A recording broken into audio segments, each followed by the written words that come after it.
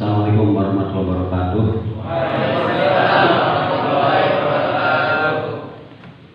Bismillah, alhamdulillah, wassalatu wassalamu ala rasulillah wa ala alihi wa sahbihi wa mawalah.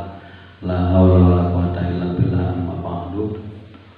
Pertama dan yang utama, marilah kita panjatkan puja dan puji serta syukur kita kepada Allah Subhanahu wa taala bahwa dalam kesempatan kali ini kita semuanya mendapatkan hidayah petunjuk dari Allah Subhanahu wa taala.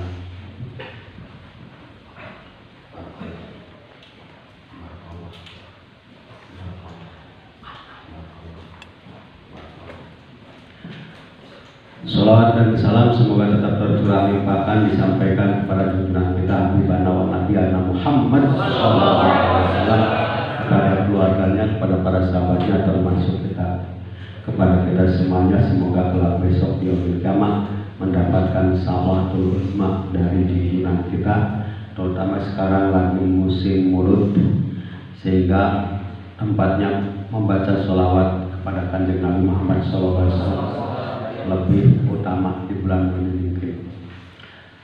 Untuk itu yang pertama saya mohon maaf, sudah berapa bulan, mungkin sebulan ya ada ya nggak ketemu, mungkin sebulanan ya. Pas sekarang bulan Oktober, Agustus, September itu sudah mulai kegiatan ANBK ya. Kebetulan saya juga jadi proktornya, jadi bagian teknisi juga. Barakallah.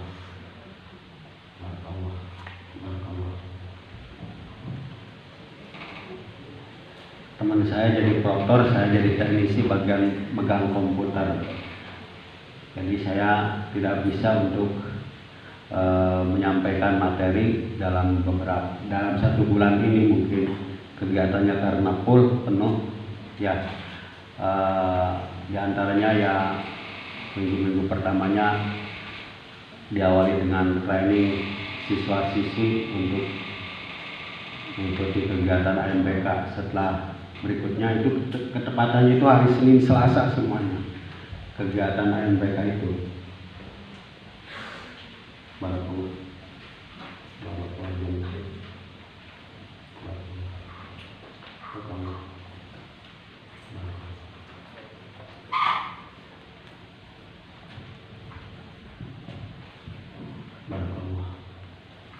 Hari Senin, Selasa waktunya itu kegiatan try uji coba kepada siswa untuk pengenalan terhadap bagaimana pemegangan mouse dan lain sebagainya. Jadi rumit kalau anak baru tingkat SLTP itu ya, harus dipelajari. Kemudian setelah try diadakan kegiatan langsung pelaksanaan ANBK. Jadi hari Senin seminggu itu ada aja kegiatan setiap waktu hari Senin Selasa itu. Jadi mohon maaf intinya sih kepada antum semuanya, tidak bisa dalam satu bulan itu melaksanakan kegiatan KBM khususnya untuk pembelajaran dasar kitab kuning yang insya Allah ini metode luar biasa, karena walaupun baru mengenal tapi langsung dipraktekkan untuk lebih pengenalan, lebih kepada pempraktekan cara baca kitab kuning itu. Itu yang pertama. Yang kedua, jadi ambil hikmah saya itu, jadi ambil hikmah, jadi tafakur juga. Kenapa enggak minta ke pakaiannya itu untuk di waktu yang lain, tubdal ila waktu akhir gitu, diganti ke waktu yang lain. Tubdal diganti wal waktu al akhir, waktu yang lainnya. Barakallah. Setelah bincang-bincang katanya bisa, boleh, asal ngomong aja. Oh, karena saya nggak tahu, barangkali mengganggu kegiatan yang lainnya, umpama di hari Sabtu atau hari apa. Padahal bisa dikondisikan gitu, asal kita sama-sama maunya aja. Nggak tahu. Tapi ada lagi di balik hikmah itu, kenapa nggak kita pasang WA group saja, lebih mudah untuk diterima, lebih cepat gitu. Terutama usia antum itu sudah wajib mengenal tentang fikih ibadah itu. Ya fikih lah, fikih kajian fikih. Ya bisalah dibuat WA group untuk khusus TJP tanya jawab fikih. Nanti kalau saya nggak bisa gimana? Saya punya guru lagi, saya tanyakan. Ini ada pertanyaan dari pondok pesantren apa ini? Nurul Falah. Nanti tinggal ada formatnya, tulis nama, domisili di mana, pondok pesantren Nurul Falah Parakan. Jadi kan tenar. Saya punya grup itu se-Indonesia. Saya punya kenalan orang Sumatera dalam satu WA itu. Orang Sumatera, orang Jawa Timur, orang Padang, orang mana kumpul di situ semuanya. Jadi saling take and give, saling mengambil dan saling menerima.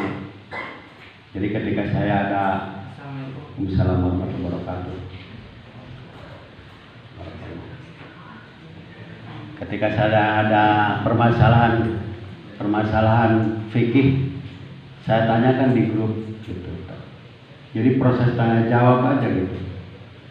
Kemudian tidak hanya itu, kelebihannya itu, ya di situ nanti ada sumber referensi yang bisa diambil dari kitab kuning langsung. Enak. Sekarang zaman teknologi canggih itu sudah tidak ketinggalan ilmu pengetahuan, khususnya pengetahuan agama itu yang memang harus makul, harus masuk ke dalam hati, masuk ke dalam otak, simpan dalam hati, hafal. Kalau bedanya ilmu pengetahuan agama dengan ilmu pengetahuan umum itu wajib hafal. Termasuk ini juga nanti saya tekanannya harus hafal. Sebab ketika mendeteksi kalimat kalau tidak hafal susah, tidak tahu. Seperti contoh dalam kalimat Bismillahirrahmanirrahim. Kalimat isim fi'il huruf. Oh, ada yang isim, ada yang fi'il, ada yang huruf. Yang terdapat pada kalimat Bismillahirrahmanirrahim, kalimat isim fi'il huruf. Apa itu huruf? Tidak? Iya, tidak nama, tidak pekerjaan. Huruf itu bukan nama, bukan pekerjaan. Itu. Ya. Kalimat huruf itu mabni mu'rab. Mabni. Apa artinya mabni? Tidak bisa berubah. Begitu, jadi itu mau udah paten baku. Jadi makanya harus wajib hafal itu. Ya, sebelum masuk kepada materi, mohon maaf itu intinya sih saya itu, wah kenapa nggak bisa dibuat grup WA saya, gitu ya. Jadi permohonan. Yang selanjutnya, mari kita sama-sama awali doa bersama pembelajaran hari ini untuk doa Fatihah, khususnya guru kita Pak Kiai beserta sekeluarganya, kemudian guru saya juga di sini yang memberikan ilmu kepada saya. Ini ada sanadnya loh, ada sanad. Saya nanti nerima dari guru Ibu Dori dari gurunya. Saya kasihkan ke antum semuanya, gitu. Berarti saya jadi guru antum, gitu. Tetapi ini sumbernya dari sana, gitu. Makanya ketika menyampaikan ilmu agama itu sebetulnya saya tidak mempersiapkan diri untuk menyampaikan seperti hari ini. Di rumah itu saya mau ngomong gini enggak, gitu. Oh ternyata berkembang sendiri ketika mau bicara itu ngomongnya sendiri, gitu. Paham ya? Itu bedanya pengetahuan umum dengan agama. Jadi berkah. Makanya ketika tidak diulang-ulang, ilmu itu malah macet. Tapi kalau terus disampaikan, ilmu itu menjadi bertambah. Itu bedanya ilmu itu. Gitu biasanya ya. Dan untuk itu kita hadiah Fatihah untuk guru kita dan untuk orang tua antum semuanya. Mudah-mudahan dipanjangkan umurnya, sehat jasmani sehat rohaninya, dimudahkan dalam segala urusannya. Kemudian jika dalam keadaan sulit, cepat Allah berikan kemudahan. Kalau sedang sakit, cepat berikan kesembuhan. Nah, semuanya mendapatkan perlindungan Allah Subhanahu wa taala. Al-Fatihah.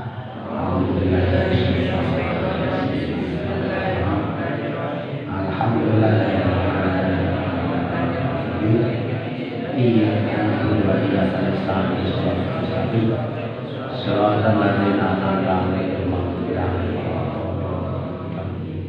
Yuk, sekarang doa antum yang biasa saya pakai. Berdoa dulu terlebih dahulu sebelum belajar.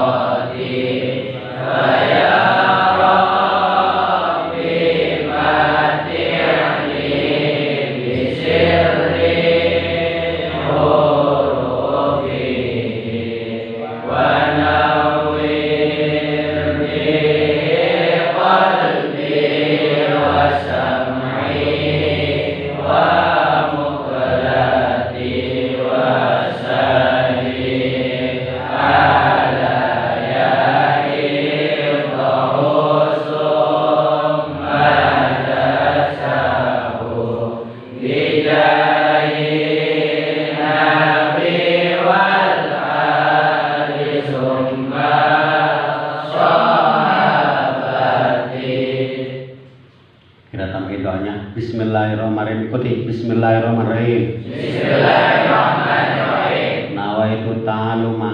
Nawaitu ta'aluma. Wa ta'lima. Wa ta'lima. Wa naf'a. Wa naf'a. Wal intifa'a. Wal intifa'a. Wal ibadata. Wal ibadata. Wal istifadata. Wal istifadata. Wal hassa. Wal hassa. Ala tamassuki. Ala tamassuki. Bi kitabillahi. Bi kitabillahi wa sunnati rasulihi wa du'a ilal huda wa dilalata alal khairi ibtigo'a wajhillahi wa maradatihi wa thawabihi wa qurbihi. Amin ya Allah ya rabbal alamin. Saya doa ini tidak pernah menghafalkan karena saya sudah tua, jadi berat menghafalkan. Tapi kalau antum insya Allah masih energik, cepat. Gitu. Nah sekarang kuncinya apa? Saya mengajarkan ke anak-anak saya. Gitu. Saya ini baca sendiri, saya nggak malu. Ini baca gitu terus diulang. Berarti ilmu itu harus ulangan, harus sering mengulangnya. Tapi tidak lama kelamaan jadi hafal. Ternyata ini faedahnya banyak sekali untuk proses belajar mengajar, karena untuk mengambil manfaat dan saling mengajar, saling belajar dan mengajar. Gitu. Nah, kalau itu dulu lama, tapi kalau ada grup WA tinggal chat, baca sendiri di masing-masing. Kan gak larangan kayak di sini, ya. Gitu. Kalau mau, kalau enggak ya sudah, enggak apa-apa. Tapi maksudnya untuk lebih cepat dapat ilmu, bikin aja grup TJP, tanya jawab fikih, guys gitu banyak tuh. Itu kalau mau. Dan nanti belajarnya itu media belajar itu banyak sekali sumbernya, ya. Termasuk dari Google dan sebagainya banyak. Tinggal betul-betul memfungsikan HP-nya yang sesungguhnya. Jangan pakai main game, gitu. Karena kuota yang ini, itu ya, diantaranya. Dan memang sekarang itu kalau melarang itu ketinggalan teknologi, itu diantaranya. Nah kita langsung saja ke materi. Saya beritahu sampai di masa penguasaan materi dari apa itu kalimat? Ada berapa kalimat? 9.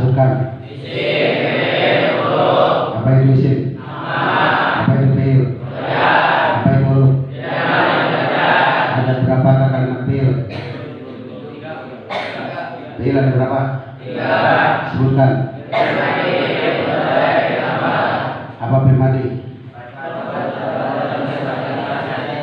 Apa fi'il mudhari'? Apa fi'il amar? Tanda-tanda kalimat isim ada berapa? 1. Apa itu? Tanwin. Sebutkan contohnya. Kemudian yang kedua, tanda kalimat isim yang kedua. Contohnya. Kemudian yang ketiga. Ada berapa huruf jar? Sebutkan.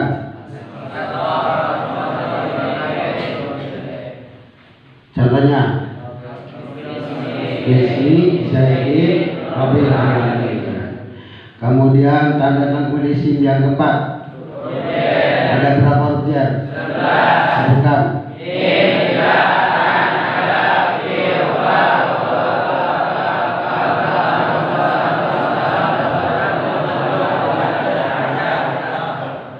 Sebutkan kaidahnya huruf jar.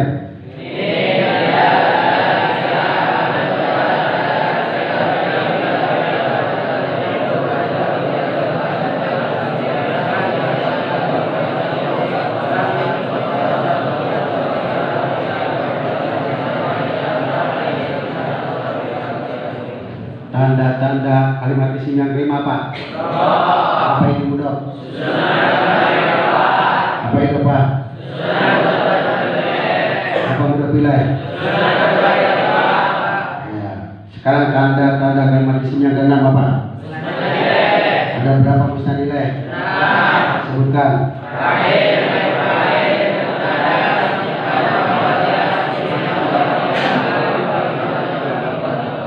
Contohkan.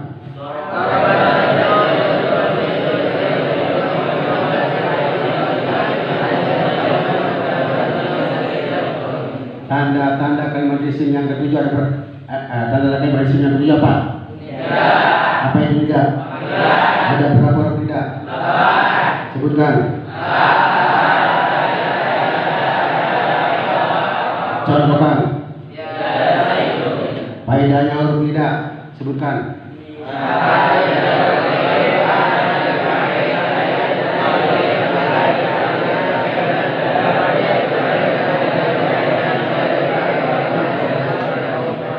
Orang yang menjadi pakar ilmu itu adalah ketika diulangkan 1000 kali pun dia tidak merasa bosan. Bahkan dia mengatakan baru ketemu.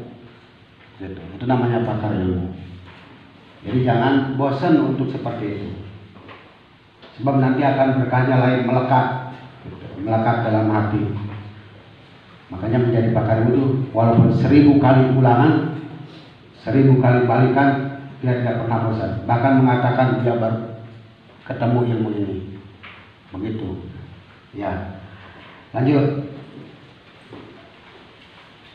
Ada berapa kalimat? 3. Sebutkan. Yang huruf ada berapa? 1. Sebutkan. Apa artinya? Kemudian yang kedua apa? Ada berapa fi'il? 2. Sebutkan. Apa artinya? Kemudian yang ketiga apa? Ada berapa kalimat isim? 2. Sebutkan. Apa artinya? Kemudian lanjutnya i'rabnya kalimat isim ada berapa? 3. Sebutkan. Kemudian isim yang dibaca apa ada berapa? 7. Sebutkan.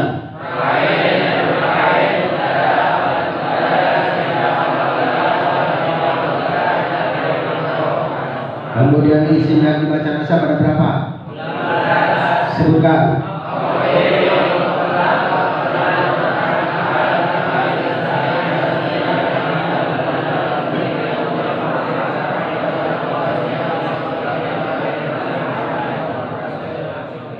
Kemudian isim yang dibaca jar ada berapa? 3. Sebutkan. Nahat atau tafsir pada. Jadi Jadi naat atau taukid badal itu di masing-masing ada. Karena itu merupakan sifat yang mengikuti atau yang diikuti. Ya. Nanti tergantung kedudukannya, apakah jadi naat, apakah jadi atof, apakah jadi taukid, apakah badal. Nanti harokatnya sama mengikuti. Gitu. Ya. Contoh seperti ja'a Zaidun wa Amrun. Enggak boleh ja'a Zaidun wa Amrin. Gitu. Ra'aitu Zaidan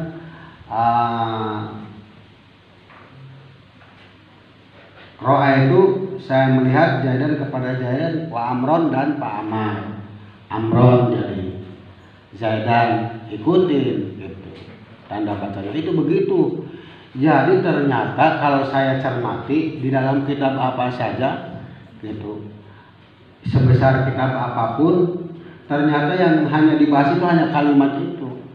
Dan intinya kalimatnya ada 3 itu. Di semua kitab itu udah. Hanya nanti tinggal melihat kedudukannya aja. Apa dia jadi mubtada, apa jadi khobar, apa disebutkannya kana, wa Tuhan dan sebagainya. Hanya tinggal nanti tahu pengamalannya gitu. Contoh, misalkan fi'il mudhari dari nasara apa? Fi'il mudhari'nya nasara? Yansuru itu netral, yansuru ya. Tetapi ketika dimasuki lan menjadi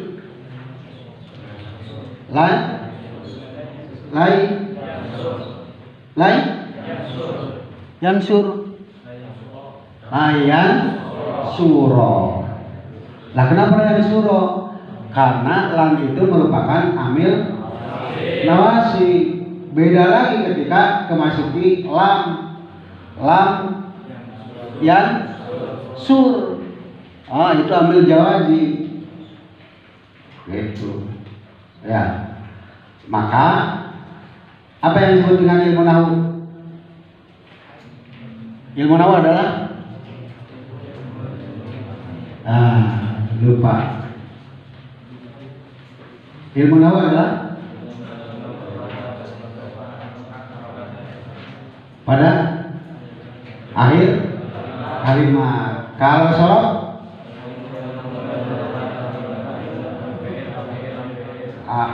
ya betul Pak, ada yang ingat gitu.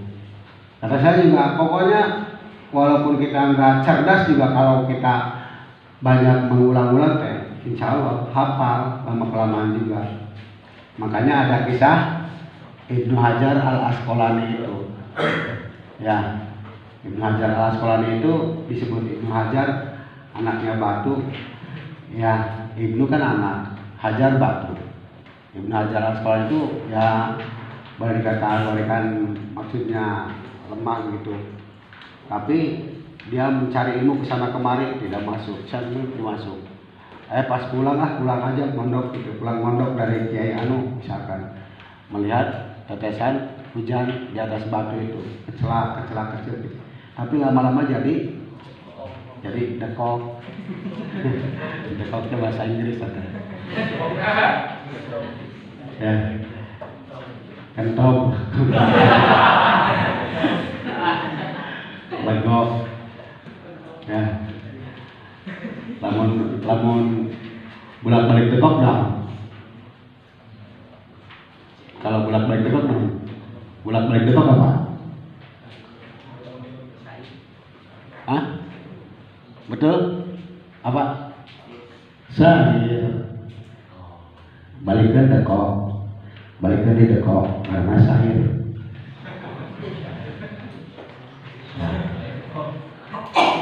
Dekat dekok. Begitu jadi mohon nama kamu itu harus betul-betul lah di pondok harus banting tulang peras keringat. Ya boleh juga olahraga penting sebab kesehatan tubuh juga diperlukan. Gerimas dengan ilmu. Gitu. Paham ya? Tuh udah sampai situ kan? Lanjut. Wah itu terus mau harus mampu menyebutkan amil yang dibaca nasab itu ada berapa? Ya. Amil yang dibaca isim yang dibaca i'rabnya kalimat isim yang dibaca ropa itu apa saja, mampu menyebutkan. Karena kita juga mampu, maksudnya kamu, bukan saya nggak mampu untuk menyebutkan nama teman ini siapa, ini siapa, ini siapa, ini siapa, tahu semuanya. Oh ini isi yang dibaca ropa ini yang bahasa nasab ini, gitu. Paham ya? Itu diantaranya. Ya kita saling mengingatkan saja. Nanti kita pokoknya kalau sudah selesai tamat sih kita nanti mendeteksi kalimat itu seperti tadi. Bismillahirrahmanirrahim. Tapi kan belum selesai ini. Soalnya setiap huruf jar itu pasti punya dorob dan jar majrur itu pasti punya ta'aluk. Apa itu ta'aluk? Apa ta'aluk artinya? Hubungan baik secara lafzi ataupun secara maknawi. Kalau lafzinya nanti dalam susunan kalimatnya itu ada lafaz yang dilihat tulisannya itu. Nanti kemana nih huruf jar atau dorob itu kembalinya? Soalnya susah nanti kalian prakteknya. Kita harus praktek soalnya. Menemukan ini ta'aluknya ke sini. Harusnya pegang kitab Sabinah, kita baca kitab Sabinah nanti diterapkan dengan ilmunya atau kita bawa saja. Gitu. Jadi nanti ini hubungannya ke sini. Contoh Ra'aitu Zaidan fid dari. Ra'aitu ningali sapa ingsun Zaidan ing Pak Zaid fid dari apa itu? Huruf jar kan? Fi huruf jar. Oh itu otomatis punya ta'aluk, punya hubungan. Makanya diulangi lafaznya itu. Karena itu ta'aluk lafzi. Kenapa ta'aluk lafzi? Karena kembalinya fi di situ kepada ra'aitu. Ra'aitu ningali sapa ingsun Zaidan ing Pak Zaid ningali. Mengulangi itu berarti ningali fidari ono ing dalam umma. Lah kok ngomong mengulangi ningali fidari ono ing dalam umma, sehingga antara kaitan lafaz yang ada fidari dengan ro'ait itu nyambung. Melihatnya itu di rumah. Paham ya? Itu namanya ta'aluk lafzi. Bisa juga ta'aluk manawi. Contohnya cukup itu aja. Zaidun bidari. Zaidun utawi Pak Zaid. Itu kan fi huruf jar. Huruf jar, setiap huruf jar punya ta'aluk. Itu kaidahnya ada. Wa alikid dorba wa madwahu bil fi'li ma yatali manahu. Alik hubungkan. Alik wa alik hubungkan. Dorba ing dorob wa ma lan ing lapat yatali kang mengku apa ma ing dorob. Jadi setiap dorob dan jar majrur itu pasti punya ta'aluk. Harus dihubungkan maknanya agar dipahami. Dengan sehingga nanti dikondisikan siapul kalamnya. Ini sedang membicarakan apa sih dalam kitab kuning itu? Sedang membicarakan masalah kebun misalkan. Nanti berbahas kebun. Namanya ta'aluk. Nah, fidari iku tetap. Setiap mubtada pasti punya khobar, harus ada khobarnya. Cari khobarnya. Itu Zaidun utawi Pak Zaid fidari iku tetap. Lah itu kok ada iku tetapnya? Itu mentalukkan, menghubungkan lafaz Zaidun dengan fidarinya itu. Paham nggak? Supaya dapat dipahami, Zaidun utawi Pak Zaid fidari iku tetap. Pakai makna iku tetap. Iku mah khobar ya. Kalau iku khobar utawi mubtada. Zaidun utawi Pak Zaid fidari iku tetap. Loh kemana maknanya? Ternyata maknanya itu tidak ada, tidak nampak. Tetapi harus dikaitkan, dijelaskan. Boleh fi itu kembali kepada istaqoro, berarti ta'aluknya kepada Fi'il isim huruf. Zaidun utawi Pak Zaid fidari iku tetap ono ing dalam rumah. Iku tetap ada kata tetapnya, berarti boleh mentalukan kepada fiilnya, boleh mentalukan kepada isimnya. Berarti kalau mentalukan kepada isimnya, seolah-olah kita ngomong itu Zaidun mustaqirun fidari. Paham gak? Paham ya? Nyambung gak? Halo? Kudu dicontohkeunnya.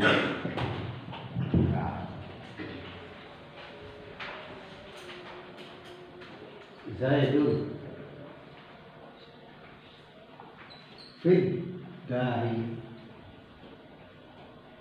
Ini seolah-olah ngomongnya itu begini, Zaidun mustaqirun